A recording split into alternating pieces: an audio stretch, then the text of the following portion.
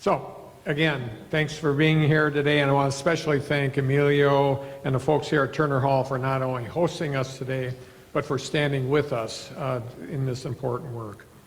Also want to thank Planned Parenthood, the American College of Obstetricians and Gynecologists, members of the legislature, and all the partner organizations and stakeholders with us today, and thank you. When we learned about the then draft Supreme Court opinion to overturn Roe v. Wade, I know many across our state and nation were scared and worried about their own health and the health and safety of their family members and their friends and their neighbors. We all were. And of course, Friday came and our worst fears came true. In one fell swoop, the Supreme Court overturned Roe and ruled that the U.S. Constitution confers no right to an abortion, effectively stripping Wisconsinites and many Americans across the country, our family members, friends, and our neighbors, of the ability to make their own reproductive health care decisions without interference from politicians. Half the people in our state now have fewer rights than they did 4 days ago, fewer rights than their mothers and their grandfathers or grandmothers had before them. And that is an unconscionable legacy. For those who died because they were not entitled to these rights, for those who fought hard to gain and protect those rights, and perhaps most importantly for the kids who might not grow up without those rights altogether. And the weight of the Supreme Court decision hits close to home for us in the Badger State. Wisconsin is among the handful of states that still has an archaic criminal abortion ban on the books that originated in 1849. It's been on the books before the Civil War and decades before women even had the right to vote, and bans nearly all abortions, even those in cases of rape and incest. In January, I stood with Democratic legislators and Attorney General Josh Kaul at our state capitol and called on the Republicans to do the right thing. Take proactive action before the Supreme Court decision and repeal that ban. And when Republicans packed up and concluded their regular session work without taking action and ignoring the majority of Wisconsinites who support safe, legal access to abortion, I again stood with these folks in this room, called the legislature in a special session to repeal this archaic law once and for all, and last week, even knowing a Supreme Court decision was imminent, they had another opportunity to do the right thing, and again, Republicans refused. Yes, the people of Wisconsin were abandoned by the Supreme Court, but they've also been abandoned repeatedly and willfully. They were failed by our Republican legislators who sat around and watched this happen in slow motion and didn't do a damn thing to do it, to take care of it. They failed to listen to the will of the people and do their jobs. They failed to even debate or discuss what this decision would mean to the health and safety of the people they serve. And they failed to protect freedom and the right of every single Wisconsinite to make the reproductive health care decision that's right for them. And on Friday, my family and the families of Wisconsinites across the state felt the failure of that event. Wisconsinites now face the alarming reality of the consequences of Republican inaction and the dangerous effects it will have on folks and families across our state. Well, I've always promised I'd defend access to reproductive health care. And I've promised to veto legislation that would restrict reproductive rights, and I've kept those promises. So as I said last week, I'd fight this every way we can with every power that we have. And that's what we're going to do. Today I'm announcing that we're taking this fight back to the courts. I've authorized Attorney General Josh Kaul to file a lawsuit today that is a direct challenge of Wisconsin's 1849 criminal abortion ban. An overwhelming majority of Wisconsinites supported Roe and making sure abortions remain safe and legal in Wisconsin. And if Republicans won't do their part, what's right, and help the people of the state, then we will. I'll hand things over to Attorney General Josh Kaul in just a minute, who will speak more to this what this lawsuit means. But our message to Wisconsinites is this: we will never stop fighting to make sure that every single Wisconsinite has the right to consult their family, their faith, and their doctor to make the reproductive health care decision that's right for them. Decisions that should be made without interference from politicians or members of the Supreme Court who don't know anything about their life circumstances, their values, and their responsibilities, period. So whether it's this lawsuit offering clemency to doctors convicted under this archaic law, or not appointing prosecutors who would enforce it, we are together in this fight, and we will not back down. So thanks again to all the advocates here today and healthcare providers and reproductive healthcare leaders. Thank you for your endless dedication and persistence. We're with you. Now I'd like to turn things over to Attorney General Josh Kaul. Josh.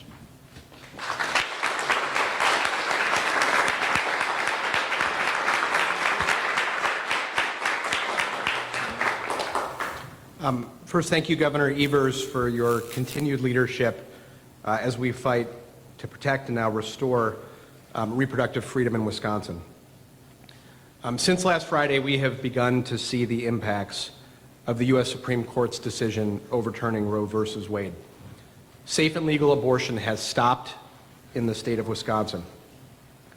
My office has begun receiving questions from sexual assault nurse examiners who are wondering whether they can still dispense emergency contraception, who are asking whether there's an exception under the 19th century abortion ban for cases of rape and incest. And the reality is that if that 19th century abortion ban remains in effect, sexual assault victims in Wisconsin will be required under Wisconsin law to carry their rapist's baby to term without getting medical intervention. That is not a free society. Women in Wisconsin deserve better. The Supreme Court decision has made Wisconsin's women less safe, less equal, and less free. And we need to change that. Now, Governor Evers and I have taken decisive action in the last few days to minimize the harm from the Supreme Court's decision. Governor Evers has made clear that he will grant clemency in cases in which people are prosecuted under the old ban. My office has been clear that we will not use our resources to investigate or prosecute anybody under Wisconsin's 19th century ban. But minimizing the harm isn't enough. We need to do much, much more. So today we have filed a lawsuit that asks the courts to clarify that Wisconsin's 19th century abortion ban is not in effect. We are making two legal arguments in support of this case. Number one, there are a series of laws that were passed subsequent to Roe that provide regulation for lawful abortions in Wisconsin. Those statutes are directly inconsistent with Wisconsin's 19th century abortion ban. It can't be both legal and illegal to provide an abortion to protect the health of a mother. We've also argued that Wisconsin's abortion ban has fallen into disuse and can no longer be enforced under Wisconsin law. There's a legal doctrine known as desuetude that we argue applies here. Wisconsin's criminal abortion ban has been unenforceable for more than 50 years. Wisconsin actually had a decision that predates Roe, decided in 1970, that invalidated Wisconsin's abortion ban. So for over 50 years, abortion rights have been protected in Wisconsin. But even before those decisions, although there were abortion bans in most states around the country, people knew then what we continue to know, which is that making abortion illegal doesn't stop abortion. It stops safe and legal abortion. In fact, when those bans were in place, abortion was commonplace, but the laws were very rarely enforced, and they were disparately enforced. So we have contended that those laws, because of the history of limited enforcement and the fact that they haven't been enforced for more than 50 years, no longer can be in effect in Wisconsin. I want to add, too, that there has been discussion from the Supreme Court about returning this issue to the states. But what we're talking about, if this 19th century ban is enforced, is not returning this issue to the states. We're talking about returning Wisconsin to the 19th century. This law was passed well before women had the right to vote. It was passed before the Civil War. It uses terminology that is outdated and leaves doctors and others uncertain as to what exactly the law provides for. And that law cannot fairly be said after 50 years of being invalid to represent the will of the people of the state of Wisconsin. If legislators think there should be an abortion ban in Wisconsin, they should go into session and pass that legislation. I'm confident the governor will veto it, but legislators, if they want this law enforced, need to stand by it. A bill that was enacted before any of them was born, before anybody here was born. So today we are bringing suit. We are seeking to have the 1800s ban declared unenforceable, and we are also going to continue to fight for legislation. We were here not too long ago when Governor Evers called the special session. It was held 1 week ago today. And I want to point out that last week Senator Kapenga emphasized that the Supreme Court opinion hadn't been issued yet. That was last week Tuesday. Well, now the Supreme Court opinion has been issued. And we still need the legislature to act, because while this litigation is playing out, regardless of what ultimately happens, access to safe and legal abortion has stopped in Wisconsin. Women in Wisconsin are already beginning to feel the effects of that legislation. So we need our legislators now to step up and act and to restore reproductive freedom for women in the state of Wisconsin. So with that, I'm going to turn it over to Dr. Kathy King, the medical director at Planned Parenthood of Wisconsin.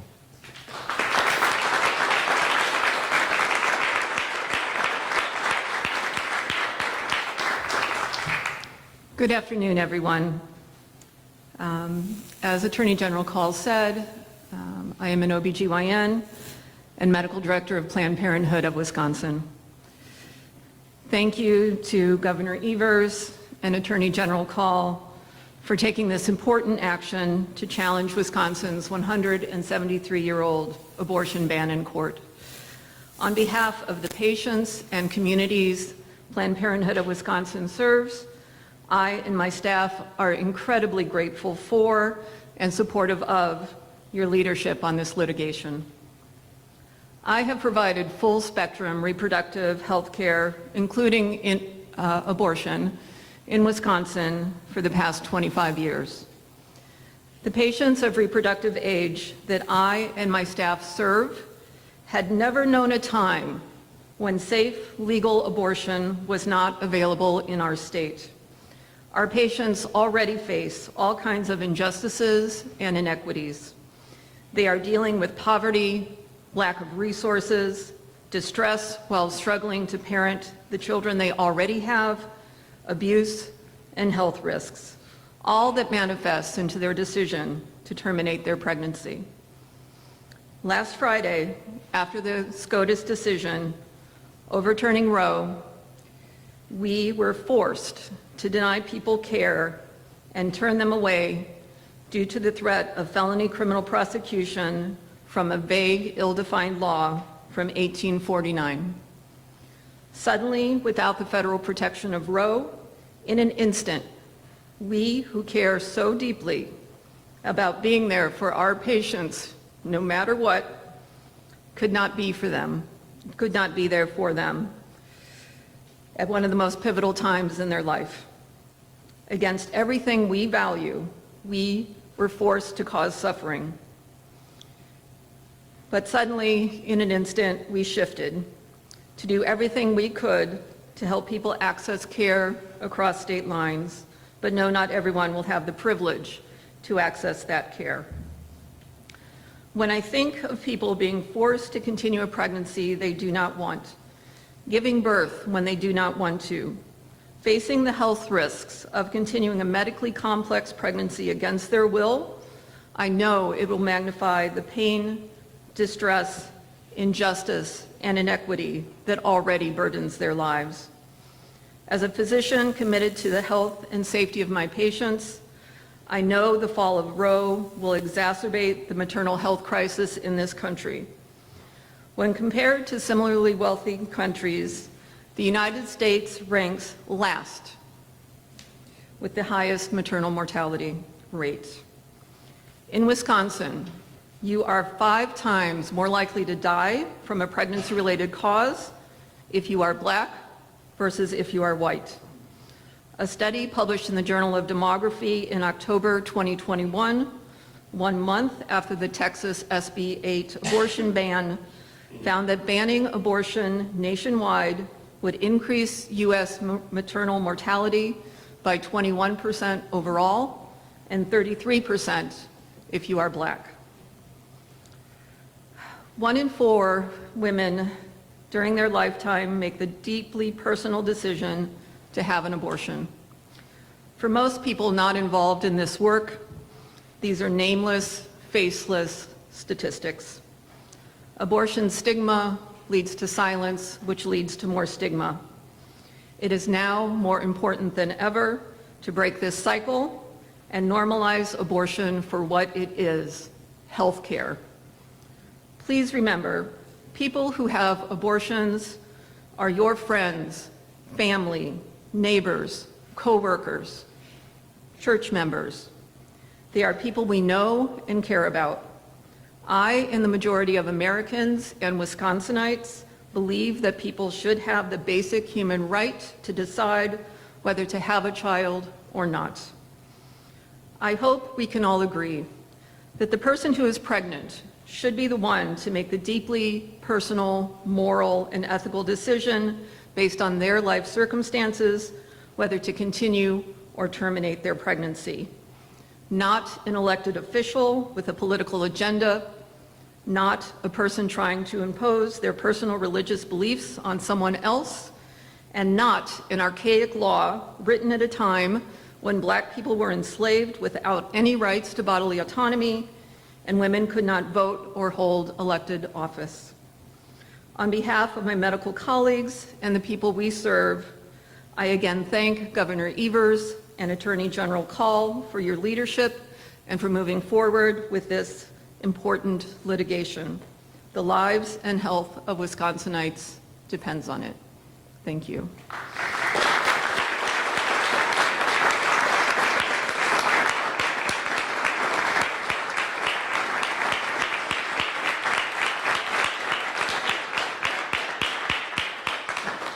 Thank you. And with that, I will turn the mic over to Dr. Kristen Lyerly.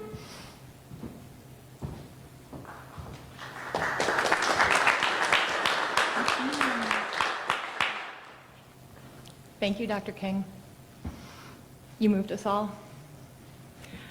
My name is Dr. Kristen Lyerly. I'm a board-certified obstetrician-gynecologist from Green Bay. I take care of women and people across the spectrum of their lives, from puberty to menopause. I manage high-risk pregnancies.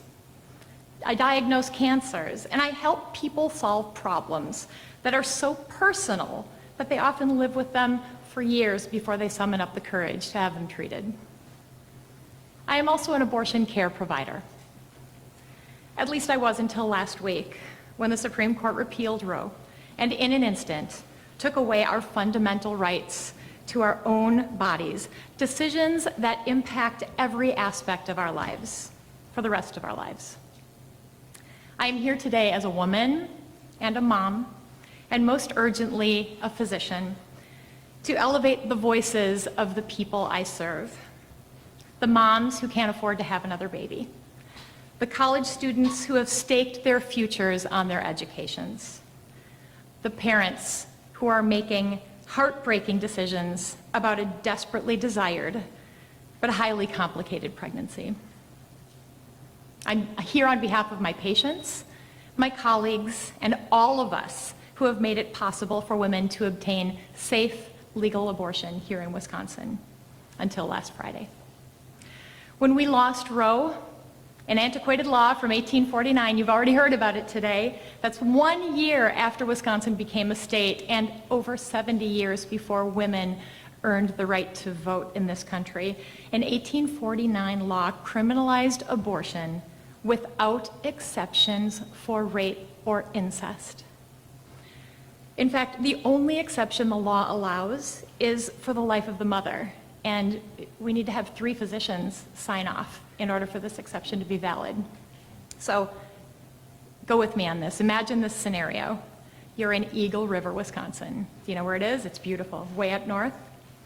A woman is brought to the emergency department at 2 a.m. on a Sunday morning. She's diagnosed with an ectopic pregnancy, a pregnancy outside of the uterus. This is the #1 cause of death in women in early pregnancy.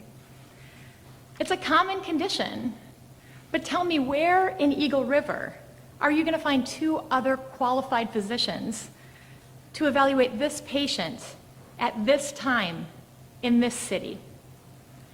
And tell me, how sick is sick enough? Abortion is common. 1 in 4 women in this country will have an abortion in their lifetime. Making abortion illegal will not stop abortion, but it will cause women and families and communities to suffer, and some will die. Abortion is health care. My colleagues and I, many of whom are standing behind me today, we study for years. Actually, we never stop learning because we are constantly striving to better understand the complexities of taking care of pregnant people. This isn't simple stuff because every patient is unique. We have dedicated our lives to taking care of our patients, which for many of us includes helping people get pregnant, taking care of them throughout their pregnancies, and delivering them when the time comes. Our culture revels in the joy of pregnancy, and we should. But we also have to keep in mind that every pregnancy is not joyful. Women commonly suffer from chronic health conditions that make pregnancy dangerous and even sometimes fatal. Pregnancy complications, including previable premature rupture of membranes, genetic and developmental problems, and ectopic pregnancy, to name a few, these complications frequently threaten desired pregnancies, forcing women to make agonizing decisions when all they wanted was a healthy baby. When we walk beside our patients and their families during these challenging times, we provide support and care and guidance. We participate in the healing process, emotionally, mentally, and physically. This is a relationship built on trust. But that trust is destroyed when politicians interfere with our sacred patient-physician relationship. Politicians who can't explain what makes an ectopic pregnancy dangerous or why a diagnosis of anencephaly is devastating. Management of conditions like these and so many others is complicated and it's steeped in deeply personal decisions that can only be made by pregnant people.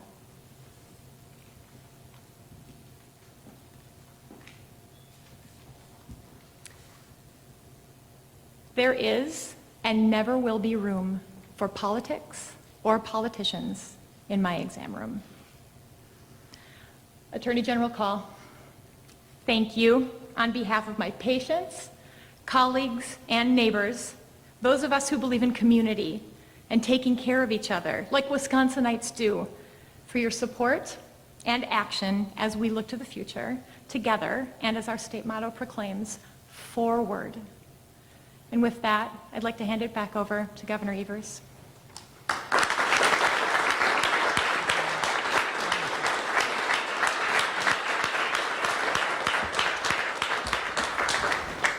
Well, this is a time where we're moving forward. We feel positive that we're taking a very, very, very important step to return the rights to women in the state of Wisconsin. They shouldn't be second-class citizens. So I feel confident that we're doing the right thing, and we're going to win this one. So with that, Attorney General Call and myself will be glad to answer any questions you might have. Question for the Attorney General. Can you talk us through some logistics of filing this, when will occur, who will hear it, which court it goes to, and maybe the political makeup of that court? Yeah, the suit was filed very recently, earlier today, in Dane County Circuit Court. It will get assigned to a judge in Circuit Court. Then the case will move forward. The issues that are raised here are primarily legal issues. Some court cases, there's a lot of fact development that goes into them, but here it's a question of whether the statute remains in force. And so it's my hope that this case will make its way through the court system fairly quickly so that we can get some clarity for Wisconsinites. Of course, there are often appeals that happen after that, but that's where it will start.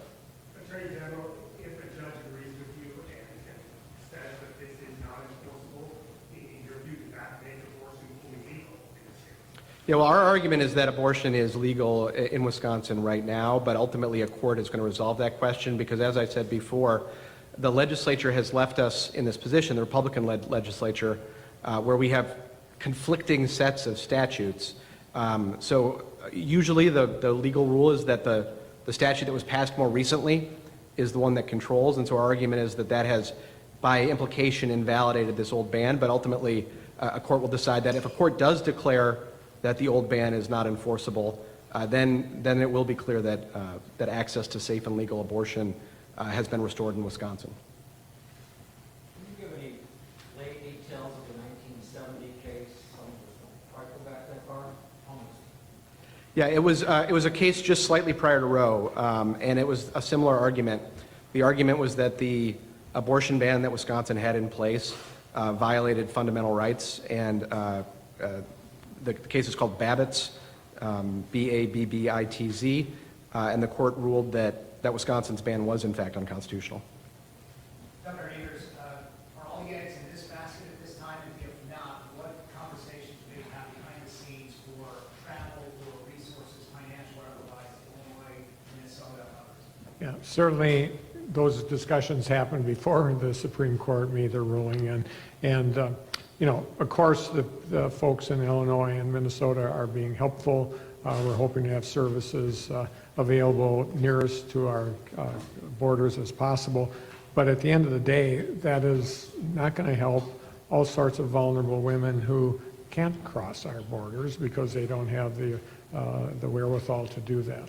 And so this effort on behalf of the Lieutenant or the Attorney General and myself and all the women standing behind us and men standing behind us is a real important one. We're going to continue to look at other avenues. We're going to continue to make sure that it is that reproductive health services are available to women across the border, but that is an unacceptable status quo. Do you expect this lawsuit to be successful, or is it currently here for the Supreme Court? Well, first, I think we're right on the law. These statutes are in conflict, and you know, we will see what ultimately the courts decide. Certainly, we have a 4-3 majority, conservative majority in the court, but we've also won some very important cases before this court. And like I said, when the law's on your side, as it is in this case, I like our chances. Yeah, and time is of the essence. I mean, every day that we delay, you know, waiting for a different Supreme Court or waiting for something else, that's a day that women in Wisconsin do not have access to reproductive health. Going right off of that, the doctor kind of presented scenarios of what is currently the landscape for some patients seeking abortions. Is there like some guidance now for those who are applying between now and where the next legal action is announced, so that they may stay within the legal bounds? What's kind of the So one of the reasons we want to bring this suit is because we need clarity. The legislature has really abandoned the people of Wisconsin in a time when we need them to step up. We have unclear laws. Because it's been unconstitutional for more than 50 years, they've certainly never been applied in a modern context. So Wisconsinites need clarity about how these rules apply, and the truth of the matter is the legislature has left us without that and with conflicting laws in place. So we're going to do as much as we can to provide clarity, but we've been left in a difficult spot. It's why it's so important that Republican legislators come to session to protect reproductive freedom. The Democratic legislators behind us here are ready to act. What is standing between us and restoring reproductive freedom is the failure of the Republican legislators to step up. Governor, have you asked for a temporary injunction on the 1849 law as this forces to break through this mechanism we want back and forth? Today we filed the complaint. We will develop the litigation strategy as we keep going, but as of today, What's happened is that there's been a complaint filed. I do think this case will likely move pretty quickly, and we'll get a full resolution before too long, because it is really a question of law.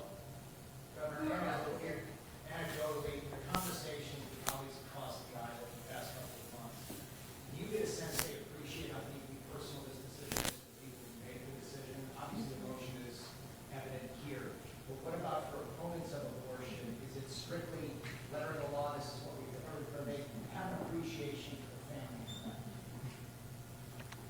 I see very little of the latter and a whole bunch of the former. Yeah, and could I just jump in on that too? One of the things about this law that I think gets lost is that this ban on abortions is deeply anti-family. A lot of the women who obtain abortions are mothers. They're often in very difficult circumstances, including potentially ectopic pregnancies that could leave kids who are alive without a parent. It is so important that we empower women and their families to make these decisions and not politicians, for that reason among so many others. Yeah. It's about following the science, and our colleagues on the other side of the aisle have some difficulty with that concept. So you're not asking for an injunction? In today's filing, we have filed the complaint, which initiates the legal process. It's my expectation that we will ask for a definitive ruling before too long in the case. We will continue, assessing our legal strategy and what steps we take as we move forward. But as of today, we've just filed the complaint. Thanks.